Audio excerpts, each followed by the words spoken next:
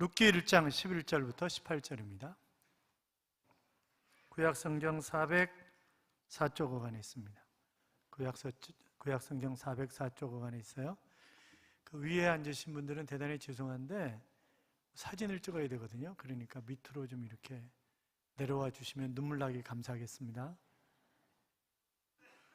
룻기 1장 11절부터 18절 교도하겠습니다. 제가 11절 있습니다. 나오미가 이르되 내 딸들아 돌아가라.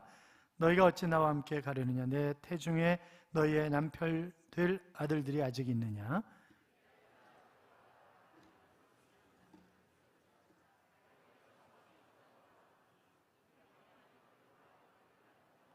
너희가 어찌 그들이 자라기를 기다리겠으며 어찌 남편 없이 지내겠다고 결심하겠느냐. 내 딸들아 그렇지 아니하니라. 여호와의 손이 나를 치었으므로 나는 너희로 말미암아 더욱 마음이 아프도다 하매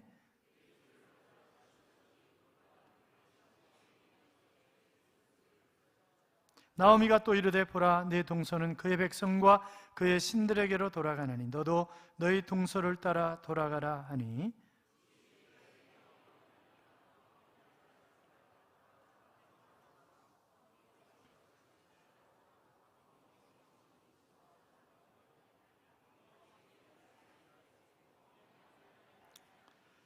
어머니께서 죽으시는 곳에서 나도 죽어 거기 묻힐 것이라. 만일 내가 죽는 일 외에 어머니를 떠나면 여호와께서 내게 벌을 내리시고 더 내리시기를 원하나이다 하는지라.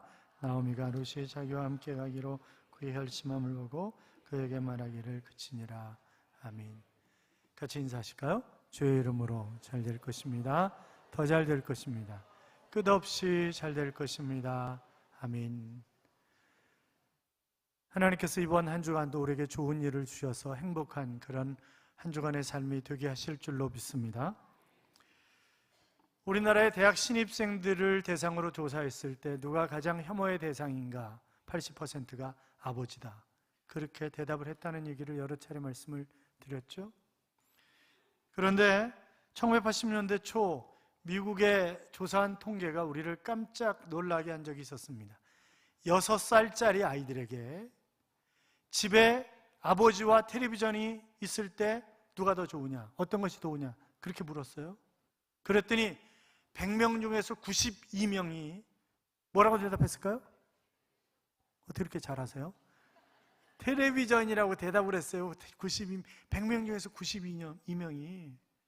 그러면서 아이들이 뭐라고 얘기하냐면 냉장고에 먹을 것이 있고 거실에 TV가 있고 부엌에 엄마가 있고 뜰에 강아지가 있는데 아버지가 뭔 필요가 있냐? 이렇게 얘기를 하는 거예요, 아이들이. 여러분, 집은 많은데 가정이 없습니다. 성경은 에베소 6장 1절 이하에서 자녀들아 너희 부모를 주 안에서 순종하라 이것이 옳으니라.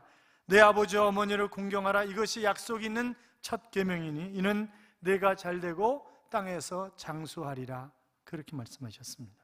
그러니까 건강을 위해서 보약을 먹는 것보다 부모를 잘 섬기는 것이 훨씬 더 건강해지는 비결이라고 하는 것입니다. 어떻게 하는 것이 효도입니까? 며느리도 사위도 자식이잖아요. 시아버지, 시어머니도 장인, 장모님도 부모님이시잖아요. 오늘 강해 설교를 하지 아니하고 이 룻을 모델로 해서 좋은 자식 노릇을 어떻게 해야 좋은 자식 노릇을 할 수 있는가라고 하는 그런 제목을 가지고 함께 은혜 받기를 원하는 것입니다. 내가 좋은 자식 노릇하려면 첫째는 내가 잘 돼야 합니다. 뭐 해야 된다고요? 내가 잘 돼야 된다고요? 내가 잘 돼야 되는 것입니다. 부모의 최대의 소망이 뭘까요? 자식이 잘 되는 것입니다. 그렇잖아요? 1교구 어르신들 신방을 해보면 기도 제목은 첫 번째 모든 기도 제목은 다 자식 문제입니다. 자식이 잘 되게 해달라는 거예요. 자식이. 남편이 돌아가셔서 그런 건 아니에요. 남편 있는 50대, 60대 아줌마들도 다 첫 번째 기도 제목은 자식이지 남편이 아닙니다. 남편들 속지 마세요. 다 자식이라니까. 남편이 5번째라고 제가 말씀드렸잖아요. 남편이 5번째라고.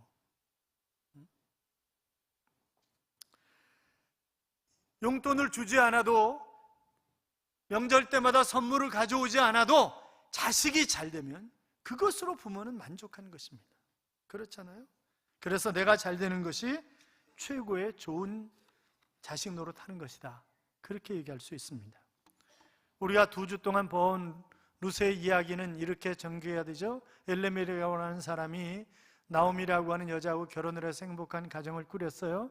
그런데 흉년이 드니까 모압이라고 하는 지방으로 내려갔습니다. 남편이 죽었어요. 자식들 둘을 장가를 보냈습니다. 그런데 10년쯤 됐는데 자식 둘도 다 죽은 것입니다. 그래서 과부 셋만 남은 거예요, 지금. 여러분, 첫째 아들 이름이 뭐였죠? 말론이라고 하는, 허약이라고 하는 그런 뜻입니다. 허약하다. 아마 애가 태어날 때 비실비실 거리는 모양이에요. 한 2.5kg쯤으로 태어났는지 뭐 어쩌는지는 잘 모르겠지만 어떻든 허약으로 지었는데 허약해서 죽었어요. 또 한 자식의 이름은 뭐였죠? 기론이라고 하는 그런 자식이었습니다. 기론이라고 하는 뜻은 낭비라고 하는 뜻입니다. 인생 낭비하다 그냥 갔습니다. 여러분, 이름을 긍정적이고 미래지향적으로 지어주는 게 굉장히 좋죠. 그렇잖아요. 어떤 사람은 일본에서 자식 이름을 사탄, 마귀, 뭐라고 지었다 그러더라. 하여튼 이름도 되게 길게 지었는데 상상을 초월한 그런 이름을 지어준 거죠. 부모는 자식에게 기도하면서 상당한 기대를 가지고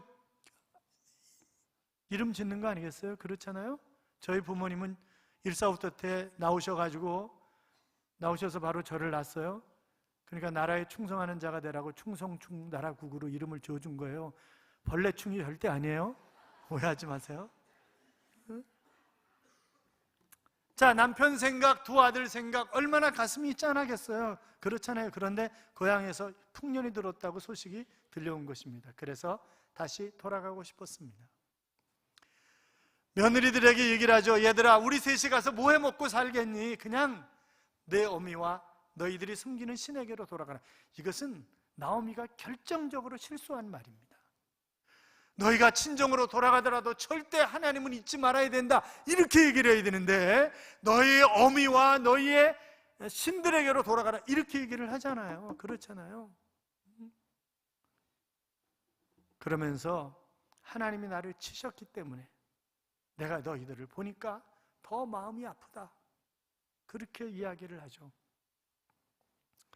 여러분, 이 오르반은 시어머니와 입맞춤을 하고 그리고 떠나갔지만 룻은 끝까지 어머니를 붙잡고 있잖아요. 그러면서 뭐라고 얘기합니까?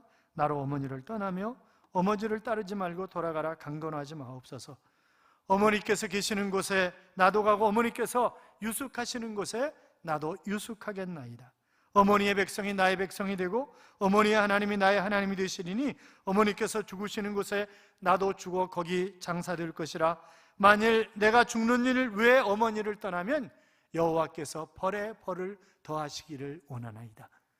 그렇게 얘기를 하니까 워낙 결심이 굳으니까 그냥 이 시어머니 나오미가 더 이상 말을 하지 않았다. 그것으로 오늘 본문이 끝나고 있습니다. 그런데 여러분, 한 가지 흥미로운 사실은 바로 이 모압이라고 하는 땅을 쓸 때마다 세데라고 하는 그런 단어를 쓰고 유대 땅을 쓸 때마다 에레츠라고 하는 단어를 씁니다. 자, 똑같은 모압 땅, 유대 땅, 그런데 원어가 달라요. 하나는 세데, 하나는 에레츠라고 하는 단어를 쓰고 있는데 모압 땅이라고 하는, 거기 쓴 세데라고 하는 것은 모압 지방이라고 하는 공허한 곳, 황폐한 곳, 저주받을 곳, 그런 의미의 땅을 쓸 때 세데라고 하는 단어를 쓰는 것입니다. 그리고 에레츠라고 하는 단어는 자원이 풍부한 곳, 풍성한 곳, 잘 되는 곳, 그런 것을, 좋은 곳, 그런 것을 의미할 때 쓰는 그런 단어예요. 자, 그러니까 지금 룻이 어머니를 쫓아가는 것은 결국 뭐예요? 그의 삶의 영역이 하나님이 복된 삶의 영역으로 그는 지금 바꾸는 거예요. 어머니의 신앙을 보면서 내가 하나님을 믿어야 살 길이다. 그래서 그는 저주의 땅에서 그는 지금 축복의 땅으로 옮겨오는 것입니다. 사랑하는 여러분, 그 위대한 신앙의 결단은 그가 얼마나 잘 됐어요? 그렇잖아요. 정말 잘 됐습니다. 유력자의 집으로 이사를 갔습니다. 시집을 갔죠. 유력자의 집으로. 보아스라고 하는 새로 결혼한 신랑 보아스는 이름의 뜻이 유력자예요. 근데 유력자인데 진짜 유력한 사람의 물질이나 인격이나 모든 면에서 아주 탁월한 사람이 보아스입니다. 그 새로운 남편이 정말 좋은 사람인 거죠. 그리고 그를 통해서 바로 자식들을 낳는데, 그런데 손자가 다윗이라고요. 그리고 솔로몬, 그리고 예수님의 족보에까지 오르는 그런 여인이 된 것을 우리가 볼 수 있잖아요. 사랑하는 여러분, 내가 잘 되는 것이 최고의 효도라고요. 잘 되시기를 축원합니다.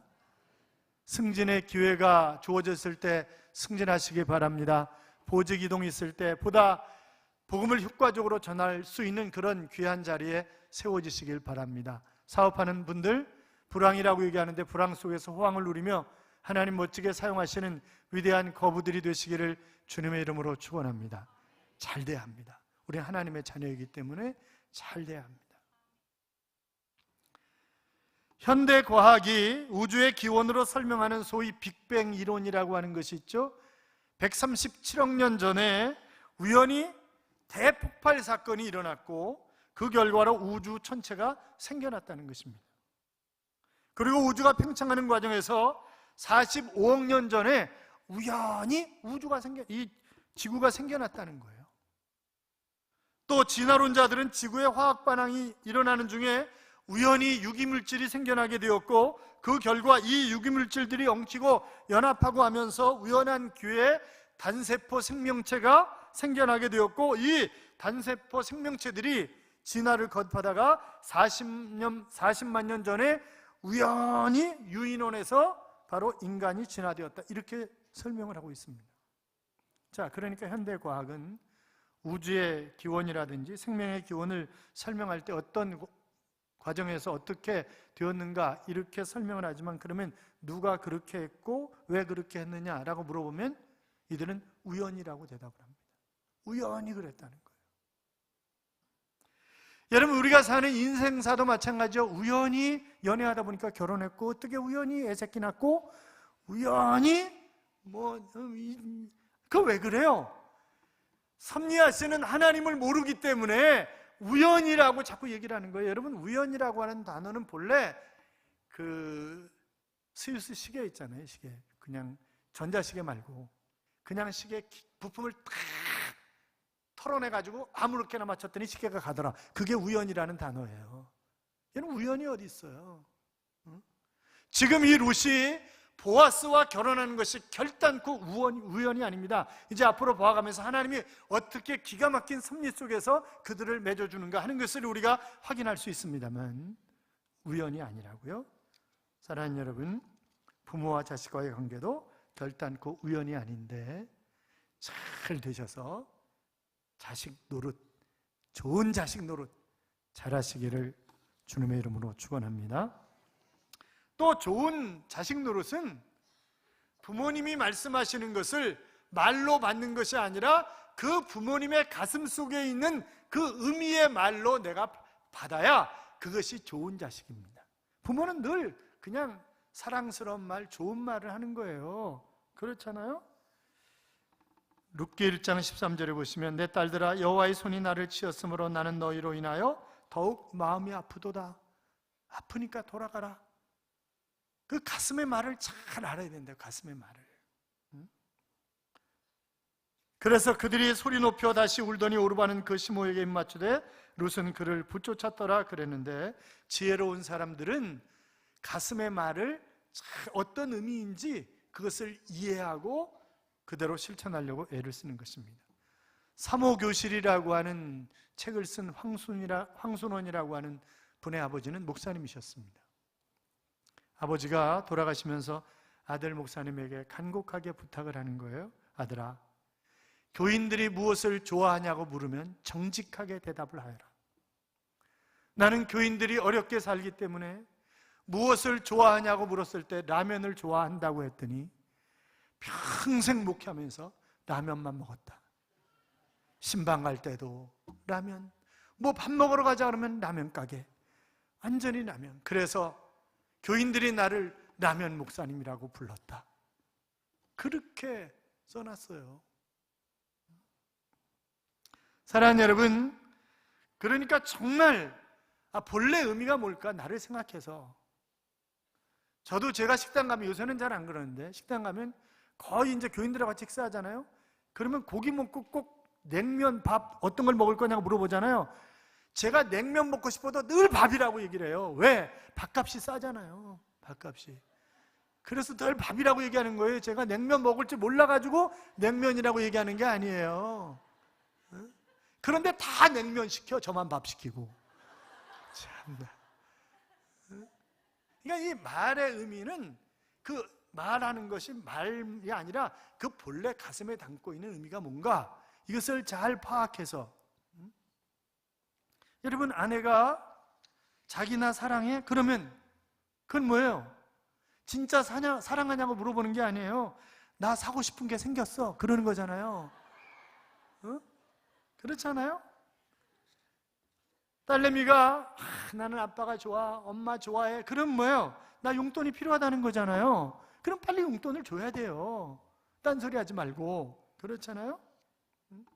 아내가 남편에게 자기 나 얼마만큼 사랑해? 그렇게 물어보면요, 이건 틀림없이 사고 친 거예요.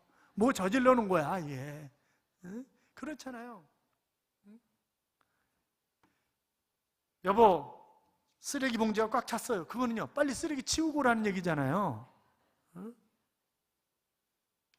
마음대로 하세요. 그거는요, 마음대로 하기만 해봐라. 그게 뒤에 숨어 있는 거잖아요. 그러니까 그걸 의미를 잘 알아야 된다고, 의미를. 어떤 부모님이 이제 닭껍질 엄마라고 하는 그런 글이 있는데, 어머니 별명이 닭껍질 엄마예요. 왜냐하면 가난하니까 어쩌다가 닭을 한 마리 사면, 그러면 살은 전부 다 자식들에게 주는 거죠. 그리고 자기는 껍질을 먹는 거예요. 엄마도 같이 먹어. 엄마는 껍질을 좋아해. 늘 엄마는 껍질을 좋아하니까 애들이 결혼을 했어요. 그런데 집에 올 때 뭐가 좋아요? 닭껍질 가져오는 거예요. 닭껍질. 명절 때도 닭껍질, 엄마가 아프다 그래도 닭껍질, 그냥 닭껍질만 가져오는 거지. 왜? 엄마의 마음을 이해 못하는 거예요. 엄마의 가슴을 이해 못하는 거예요. 사랑하는 여러분, 가슴으로 대답하시기 바랍니다. 그게 좋은 자식 노릇하는 거예요. 가슴으로 대답하는 게. 뿐만이 아니라 좋은 자식 노릇은 좋은 것을 늘 해드리는 것이 좋은 자식 노릇하는 거예요. 록펠러 얘기했잖아요. 록펠러가 리버사이드 처치는 정말 아름답게 지어놨습니다. 어마어마한 돈을 들인 거죠. 그러니까 한 기자가, 회장님, 아니 교회 건물이 하나님은 아니시잖아요. 그런데 꼭 그렇게 돈을 많이 들여가지고 교회 건물을 지을 필요가 있습니까? 그렇게 물어봤더니 록펠러가 아주 유명한 말을 했잖아요. 맞아요. 아버지가 입고 계신 옷이 아버지는 아니지만 아버지를 존경하는 자식이 아버지에게 좋은 옷을 지어드리고 싶은 것은 당연한 도리가 아니겠습니까? 교회도 마찬가지지요. 그렇게 얘기를 하더라는 거죠. 그는 학개서에 바로 교회 건축이 하나님의 영광을 받으시는 일이었기 때문에 끊임없이 교회를 지었잖아요. 지은 교회가 5천 교회가 넘잖아요. 부모는 자녀가 어릴 때부터 무조건 주기만 합니다. 그래서 어머니를 오만이라고 그러잖아요. 오만이. 이 오만이라고 하는 그런 말은 자식을 기르는데 5만 가지 품이 들어간다는 거예요. 또 애를 임신해서 낳을 때까지 적어도 5말 정도의 피를 흘려야 된다는 거예요. 그래야 애가 이 땅에 태어난다는 거죠. 그분들은 끊임없이 먹을 것 제대로 안 먹고 입을 것 제대로 안 입고 이러면서 키운 거잖아요. 왜 안 먹어? 냉장고에 있는데. 요새 애들은 그렇게 얘기하잖아요. 왜 굶어? 냉장고에 얼마나 쌓여 있는데. 이렇게 얘기한다고요. 애들은 모르니까, 그 시절을 모르니까. 빅토르 후고가 쓴 소설 중에 93라고 하는 93이라고 하는 소설이 있습니다. 프랑스 혁명 이후에 프랑스가 정말 살기 힘든 거죠. 한 부대가 이동을 하다가 숲을 지나가는데 길거리에 어머니와 3 자식이 쓰러져 있는 거예요.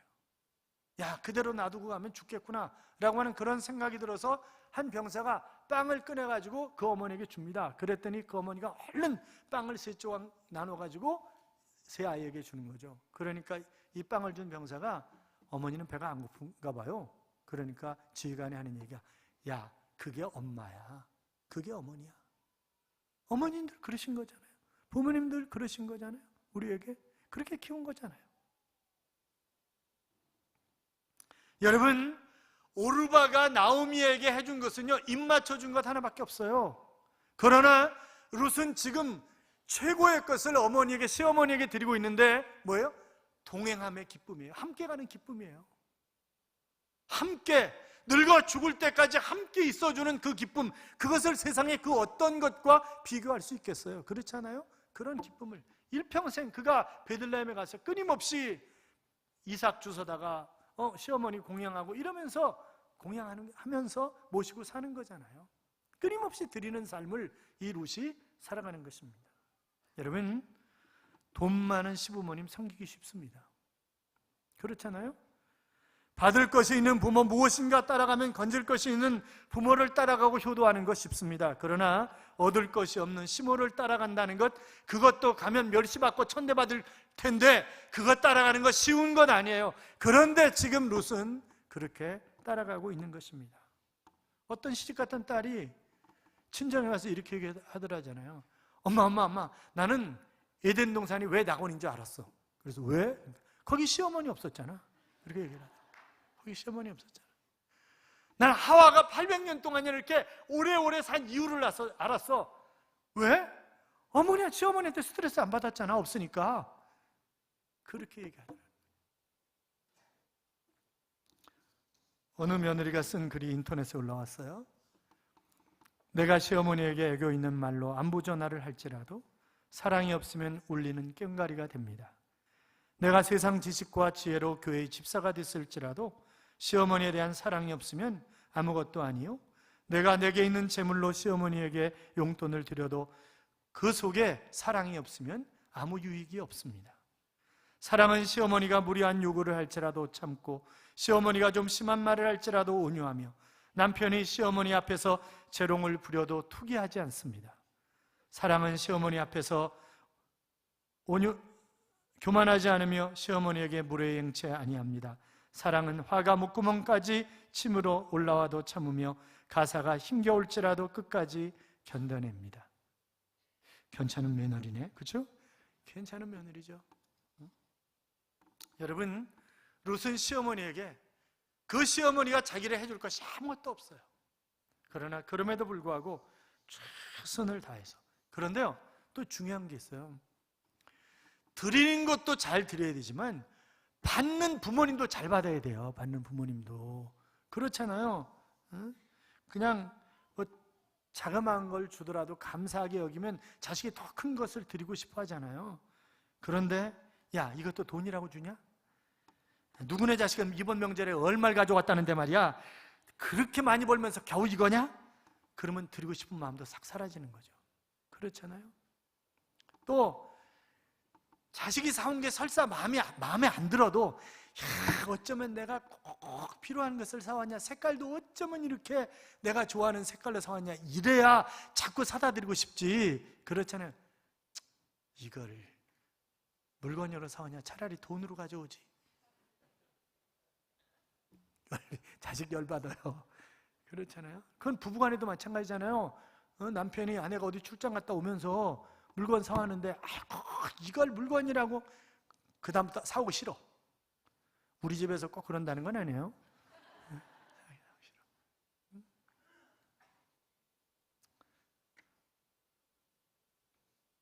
여러분, 더욱이 부모님들이 장남이 잘하는 것은 당연하고 딸들이 차남이 잘하는 것은 너무 고맙고 이렇게 생각하시면 안 된다고요.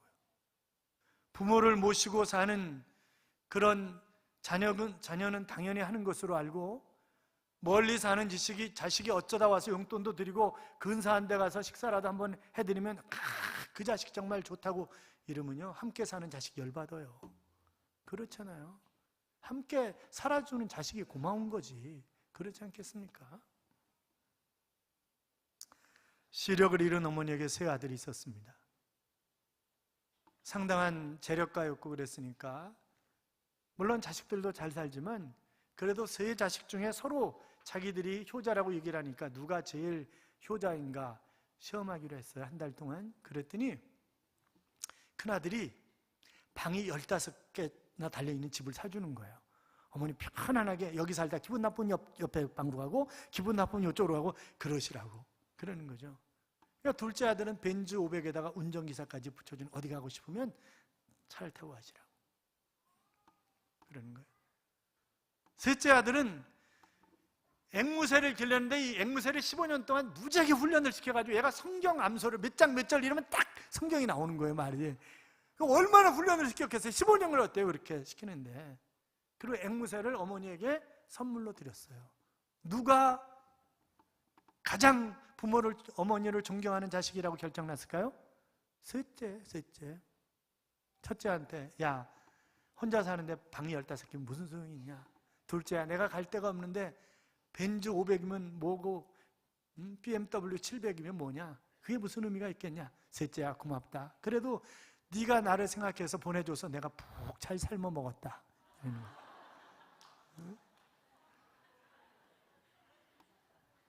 사랑하는 여러분, 이 루시 나오미에게 얼마나 잘했는지 몰라요. 그렇잖아요? 또 우리가 여러분 보세요. 좋은 자식 노릇하는 것은 내가 내 자식을 잘 키워야 그게 좋은 부모 노릇하는 거예요. 그렇잖아요. 자식을 잘 키워야 된다고, 자식을. 그러니까 자식이 잘 돼야 나도 잘 되고, 자식을 잘 키워야 우리 손주야, 우리 손주 이러고. 저는요 정말 교회에 있는 할머니들 보면 불쌍해요. 손주 키우느라고 정신이 없어. 온몸이 다 썩어. 이게 연골 이런 데가 닳아가지고요 보통 힘든 게 아니에요. 그런데 손주들 키우면서 낑낑거리면서 손주들 키우는 거예요. 그리고 말을 못해. 어디 아프다고 말을 못하고, 그리고 애가 조금 잘못되면 내가 다 잘못한 것 같아가지고 눈치 보이고 자식한테 정말 못할 짓이 봐주는 거예요. 큰애가 우리는 미국 가 있어서 천만 다행이에요.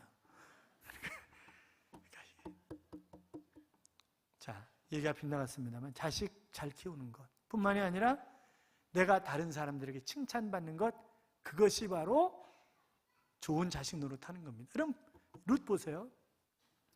저 여자가 누구냐? 그렇게 보아스가 물었어요. 그랬더니 보아스의 밭에서 일하는 사환들이 뭐라고 얘기를 하냐면, 모압에서 온 나오미의 며느리인데, 그런데 아침부터 저녁 때까지 잠깐 쉬는 것을 제외하고 계속 부지런히 일을 합니다. 정말 근면한 여자입니다. 이러면서 칭찬을 하는 거예요.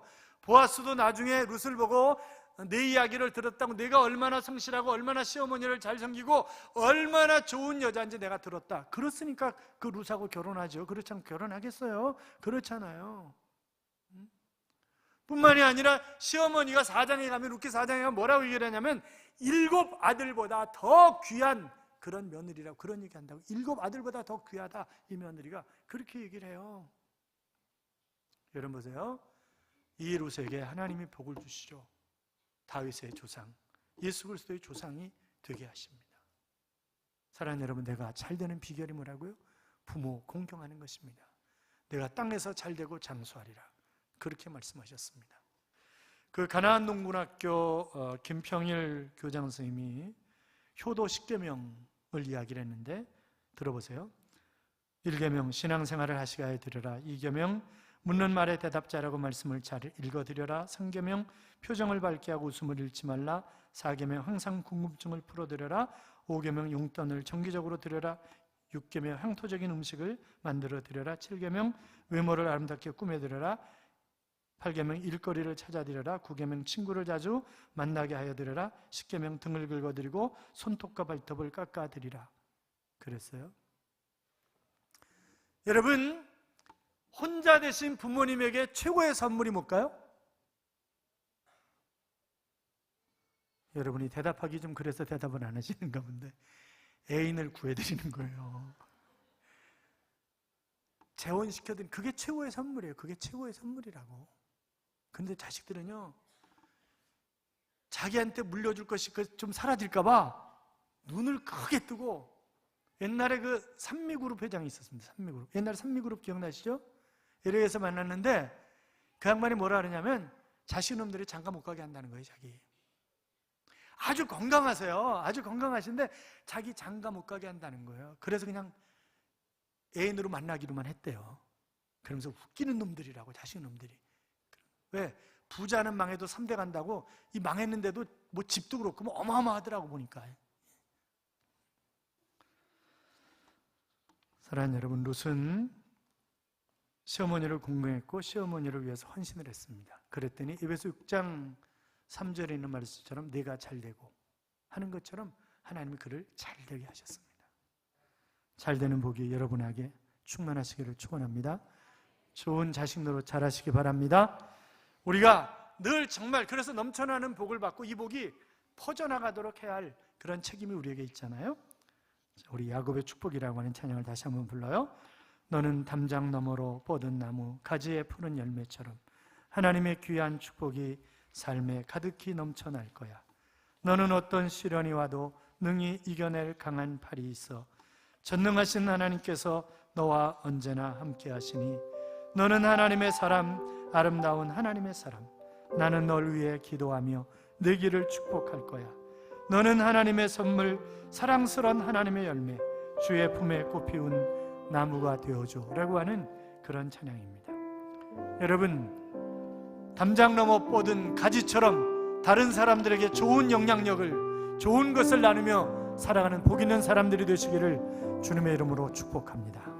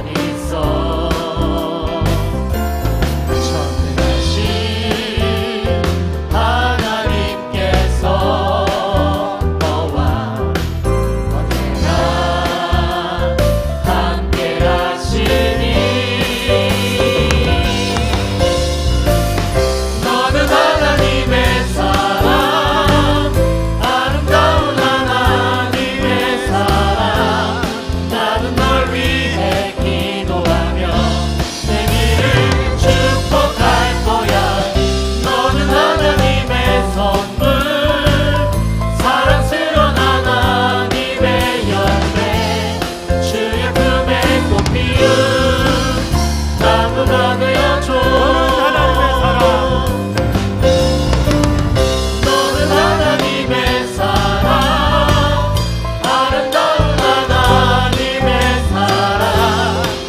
나는 널 위해 기도하며 내 길을 축복할 거야. 너는 하나님의 선물, 사랑스러운 하나님의 열매, 주의 품에 꼭 피운 나무가 되어줘. 사랑하는 여러분, 그렇습니다. 우리는 담장 너머로 뻗은 그런 나무가 되어야 되는데, 그것은 바로 좋은 자식 노릇을 할 때 하나님 이 땅에서도 잘 되고 장수하도록 하시겠다고 하셨습니다. 좋은 자식 노릇 잘해서 이 땅에서 복 있는 삶을, 그리고 수없이 많은 사람들에게 그 복을 나누는 삶을 살아가는 하나님의 자녀가 될 수 있도록 기도합시다. 같이 기도합니다. 살아계신 하나님 아버지,